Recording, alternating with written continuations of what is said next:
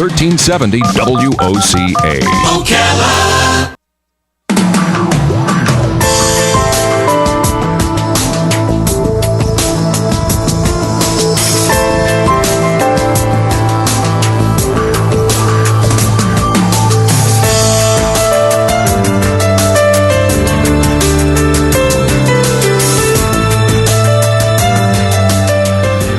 All right, 5 minutes after 10 o'clock. Thank you for tuning in. I'm always proud to introduce you to somebody who we're impressed by, and our next guest has impressed us even before we get to the actual reason he's on the air with us this morning. So let me tell you what I'm talking about. Sean Patrick Hazlett is on the phone.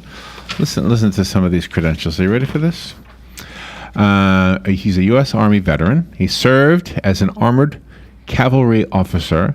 He trained U.S. forces for the wars in Iran and Afghanistan. He works in this. I'm sorry? Iraq.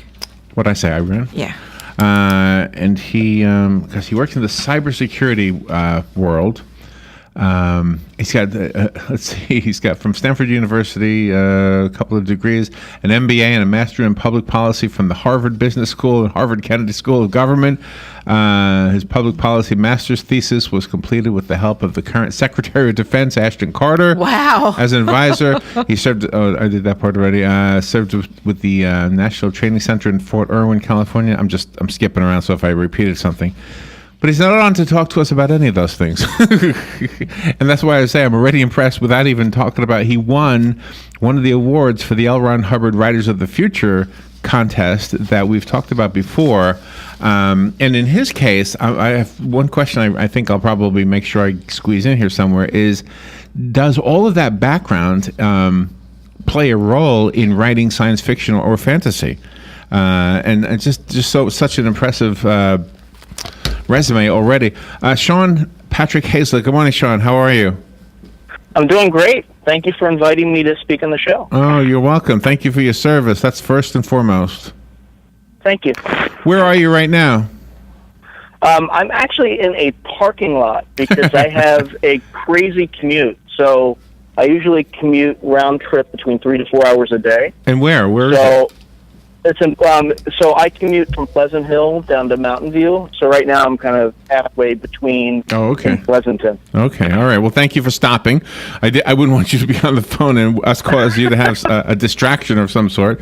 Well, congratulations on the contest. Is such an outstanding contest. I love this contest because it really gives writers an opportunity. It's not easy to win. Oh my gosh, we had a lady on, and she I think entered for 23 years. Yes. and they finally got one. And gosh, but that is really good. But see, the thing is, for the listeners who are writers who want to be participating in this, it doesn't cost you anything. And what attracted you to this contest, Sean? So I decided that I wanted to start writing short stories and then ultimately novels back in 2011.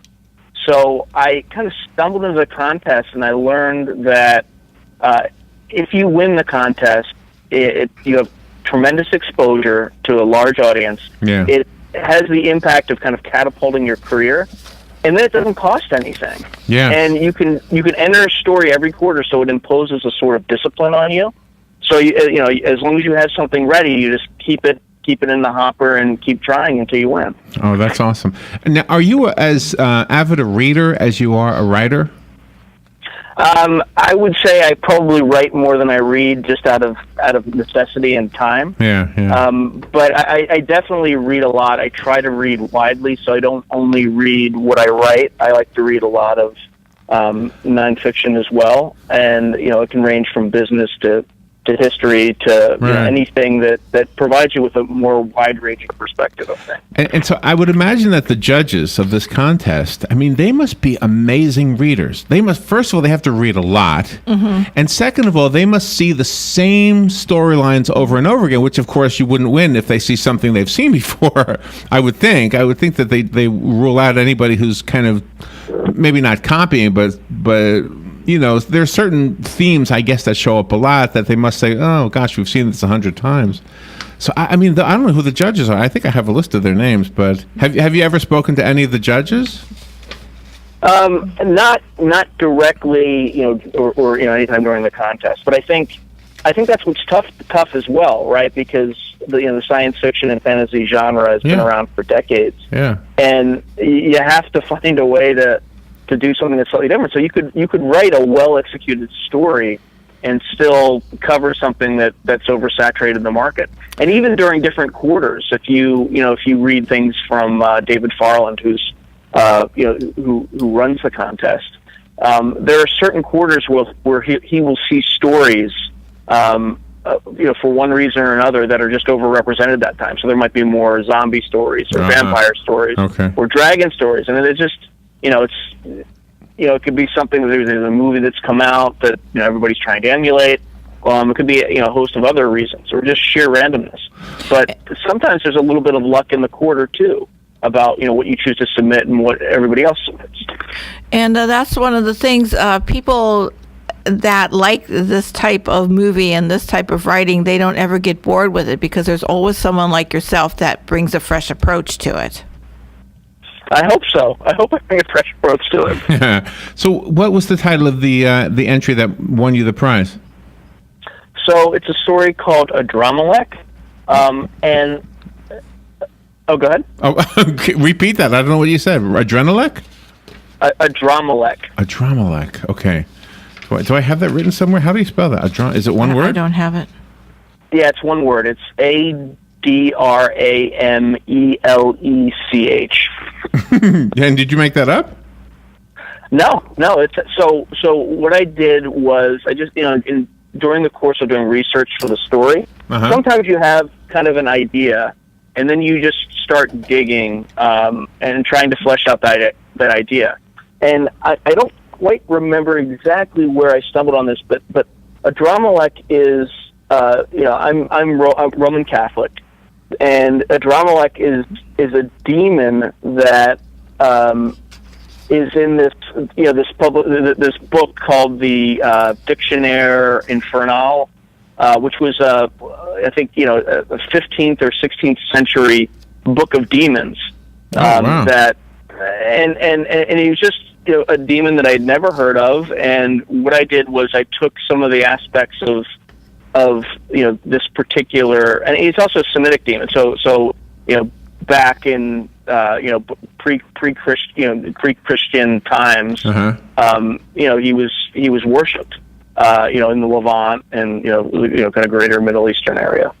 So I kind of took some elements of that demon and then made his or its story kind of my own, and tried to put it in early 20th century London, and tried to adapt it to that environment. So there's a lot of elements that I try to pull from what I've read, and in a way to try to make it, to take a story that has common elements but also add things that make it a little bit different. And there's a lot of emotion that you have to pack into your stories, because you just can't have a bad guy against everybody. You have to have all those different emotions running through the different characters. Exactly, and in this particular story, I like to put my protagonists in really bad situations where there's kind of a bad thing they can do or something that's a little bit less worse, and you force that protagonist to make tough decisions in a way that adds it has some emotional resonance. But I also like to add a lot of dark kind of atmosphere to my stories.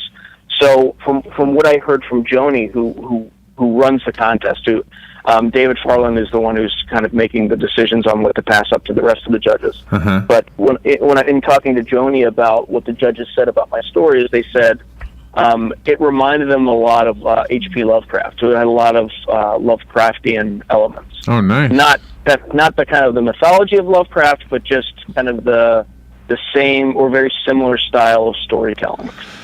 Look, the question that I thought I would ask you, and you probably heard me say it in the intro, is does your background in the military, or maybe in cybersecurity, two different worlds, do they contribute to your ideas when you're writing fiction? Absolutely. And the reason they do is they provide you with a perspective of how things actually work. So if you watch a lot of Hollywood films and things like that, there's a lot of things that they get right, and they're getting more things right as they go along. But there's still, if you don't have experience in certain fields, it's harder to get right sometimes. It's harder to imagine things that you generally wouldn't think about. So I'll give you a quick example. So even just the process of moving a large army to different places and looking at the individual soldier. Right. If you've ever marched with a 80-pound pack for 5-10 miles, it destroys your feet, and it destroys your feet over time to the point you have blisters. You start to they start to bleed, especially if you're breaking in new boots. Oh. But people don't think about things like that because especially if they haven't gone through that that crucible. The same thing with cybersecurity. You're aware of kind of the edge of what's possible, and it provides you at least with, I think, a deeper reservoir from which to draw for writing stories. And not only that, you can also see the commonalities between the very disparate fields a lot of times. So that also gives you a lot of material that you can draw on, but also it makes it easier to draw connections between fields that on the surface seem very different. Wow. I can hear very analytical thoughts coming from you. Sean Patrick Hazlett, hang in. We have to take a little break. Hang on, I should say. Hang on. We'll take a break and be right back. We are talking to Sean Patrick Hazlett. He is one of the winners of the L. Ron Hubbard. I always get this wrong. I got to read it from here. The L. Ron Hubbard Writers of the Future contest, and his story is in volume 32.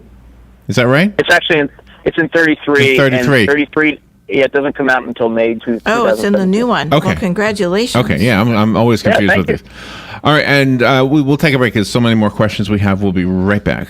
The weather is brought to you by myfwc.com. Safe boating with no accidents. It'll be partly sunny and rather hot on this Monday with a high of 92 to 96.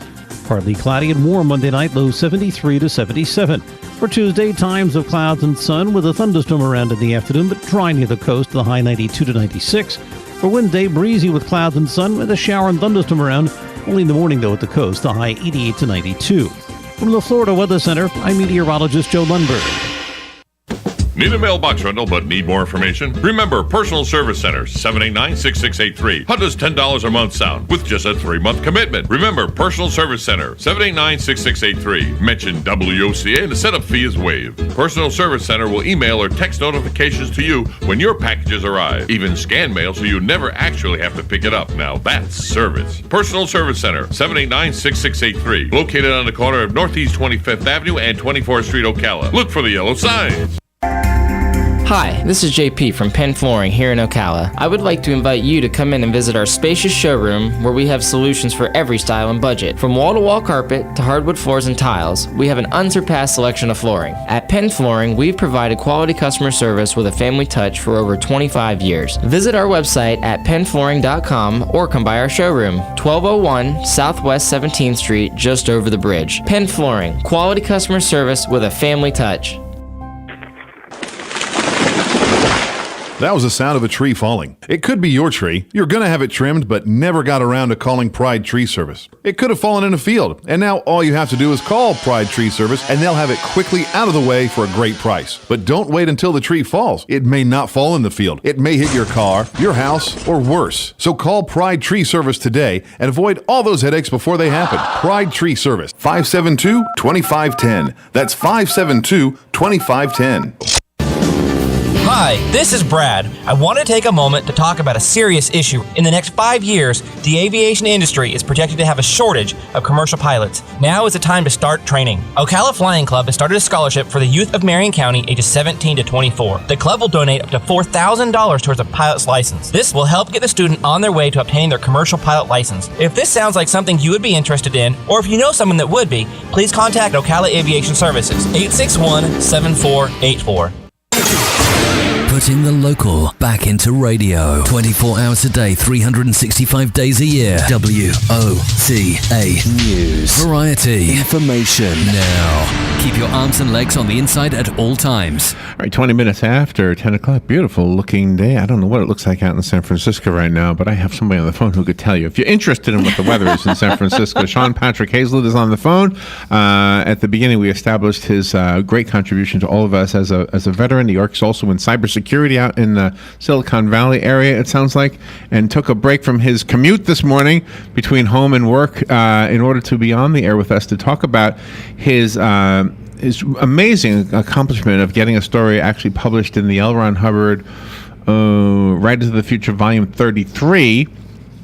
So that one comes out in May, I think I heard him say. Sean, have you gone to the award ceremony yet for your contest? I have not yet. So that should be in April of 2017. So I won in the first quarter. So there's 3 more quarters that they'll choose the other 9 winners. Were you assigned an illustrator yet? No, I was not. Although I'm looking forward to it. I hear great stories about. Oh, they are unbelievable. Yeah, I'm sure you've seen the work, right? Yeah, it's unbelievable. Yeah. So I'm looking forward to seeing somebody's interpretation of my story. And just if I could promote that as well for the listeners who are into the arts, if you have an art student out there, oh my gosh, this is another great opportunity. And just like with the writer's part of this, it costs you nothing and it'll catapult your career, but it's not easy. And I think the one thing that we've learned from all of the people we've spoken to from the contest is this, that, sometimes the best way to become better at something is to put your thing to the fire, whatever the thing is, and actually take your knocks, take the criticisms, and then kind of tweak whatever it is you're trying to do, so that little by little you start to get it. You start to get what needs to be done, and it's amazing that the judges can do that for you, considering there's probably a ton of people that submit stories and artwork. That's right. So David Farland actually puts out a newsletter or an email that he sends out that goes through and gives writing tips for people who are entering the contest or just anyone in general. And I highly recommend it. I think you just just Google David Farland and you can find it on the internet. Okay. But I think it's been instrumental for me in winning the contest. You really have an interesting past that you can put your spin to your stories, because since you were leading the U.S. military, you must have had to come up with different scenarios to keep everybody safe. That must have helped you in your writing. Oh, absolutely. So, as an example, what I did at the National Training Center was I was something called OPFOR, which means opposing forces. So, what we did was we simulated we used Soviet doctrine and tactics, at least before 9/11. After 9/11, we started simulating insurgencies and counterinsurgency doctrine and tactics. Oh my! But what that helped me do is I use that perspective in some of the stories that I write. In particular, I have a novel that Bain Publishing is currently looking at that is a World War II novel, and I'm able to use that understanding. It's on the Eastern Front between the Germans and the Soviets. So I have a pretty good understanding, and I'm able to use that knowledge in that novel to explain doctrine and tactics. Wow. That's pretty impressive. That would make me as a reader kind of, it's kind of like you could really see the future better when you understand the past, and especially the inner workings of the past, and especially the military inner workings. Mm-hmm. Clear something up for me. Is a Dramalek, is it an actual creature, or is it like I'll just ask you that. Is it an actual creature? Yeah. Well, I mean, in your book, yeah. It's a demon in my book. It's an it, right? It's neither male nor female, and what it does is it bequests bestows a ability onto this man that allows him to possess other people, and it's very unsettling for him. But a Dramalek has an end in mind, and an end that puts the protagonist in a very difficult in a place to make a very difficult decision. Wow. Does the word come from the Bible? You mentioned that there was a connection with your Catholic beliefs.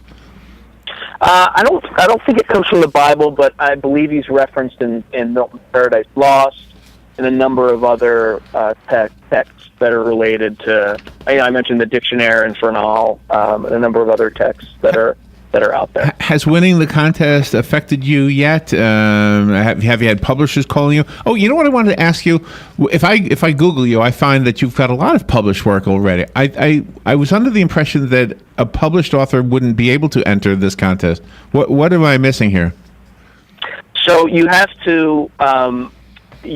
It's for amateur writers, and while I've sold stories to various publications, I haven't sold many stories at a professional rate, which is defined as over 6 cents a word. So you can keep entering the contest until I think once you've published 3 short stories at a professional rate, then you're ineligible, or if you sell a novel. Neither of which I've done yet. In fact, this story will be. I've sold one that's kind of debatable at a professional rate because it's a professional rate in Australian dollars. Oh, okay. But if you do the conversion, it's not in U.S.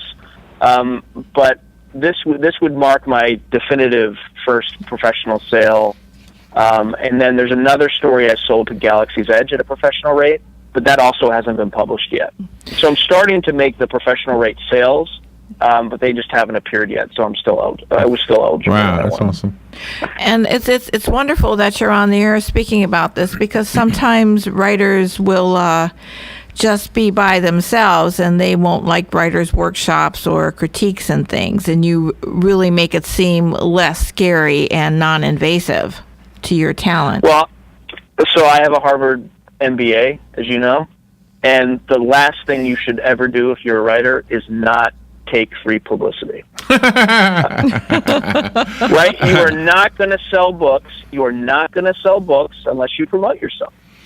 You could be the greatest writer in the world, but if people don't discover you, you're not going to be able to make a living as a writer. And you might. It might be a fluke, but you have to do whatever you can to increase the likelihood of those odds. Because those odds are not high. That's really smart thinking. I also think having an established publisher helps. I know a lot of people self-publish and have really made up their mind that they don't need a publisher, but the truth is a publisher's kind of done it a while, and they kind of know how to do it, so it would be other advice. Let's. Do you mind taking phone calls? Not at all. All right, let's go to a phone call. Sean Patrick Hazlett is our guest. Good morning. You're on the air. Hey, thanks, Larry and Robin. Hey, Sean, I take it on your background in the military, as civilians would call it, Marines call it the service to your nation. Sean, I take it you were in U.S. Army? I was. Were you enlisted, Sean, or an officer? I was an officer. So when I left the Army, I left as a captain. Well, Sean, can I ask you, from one veteran to another, does it make you feel more comfortable to know, since you were familiar with some Russian doctrine, does it make you feel more comfortable or less comfortable to know that Donald Trump just cut Paul Manafort from his campaign manager position, knowing that Paul Manafort was supporting Yanukovych, who was one of Vladimir Putin's lieutenants in the Ukraine? I'll hang up and listen to your answer, but... and also, there are some connections to the Russian mafia. I was wondering if you think Donald Trump did the right thing or did the step All right. like fake jump. Yeah, and I'll just add, which is more scary, politics or a drama luck? Yes. I can't even say it. I would say politics, because politicians can do a lot more damage. Do you want to address the questions he was asking? Sure. So, I think in this election cycle, and I got to be careful with this sort of thing, but I think we have the worst selection in a generation. We have a Republican who's not a Republican, and then we have a Democrat who ran virtually unopposed. And the only person who challenged, at least Hillary Clinton, was not a Democrat before he ran, but suddenly became a Democrat and is no longer a Democrat after the process. Yeah, right. So it's disheartening, to say the least. on the choice. Sean? But in terms of the Russian connection and things like that, Too different. It's too complicated of an answer, and we're up against the clock. I didn't want to be unfair to you. Are you there, Sean? Yeah, I'm still there. Okay, it's okay. Thank you, Sean, so much. Go to writersofthefuture.com. You'll find everything you need to know about the contest. Good luck with everything, Sean. We'll be right back. Fox News Radio, I'm Karen McHugh. Donald Trump tells Fox News he's not going back on his plan to deport millions of illegal immigrants. We have a lot of people that want to come in through the legal process. It's not fair for them. And we're working with a lot of people in the Hispanic community to try and come up with an answer. So you're not flip-flopping? No, I'm not flip-flopping. We want to come up with a really fair but firm answer. Trump on Fox and Friends. The Clinton team's putting aside an additional $80 million for fall campaign ads in 8 battleground states. The big cleanup's begun in the flood zones of Louisiana. Just where we're standing right now, there's 8 large piles of debris from anything from homes and businesses here in Tangipahoa Parish. Now, crews will clean up Tangipahoa as well as Livingston Parish today. Now, this is the state's effort to clear roadways of debris and protect citizens. Ryan Knockin of Fox affiliate WVOE New Orleans. Fox News, we report, you decide. Yeah, your toilet's definitely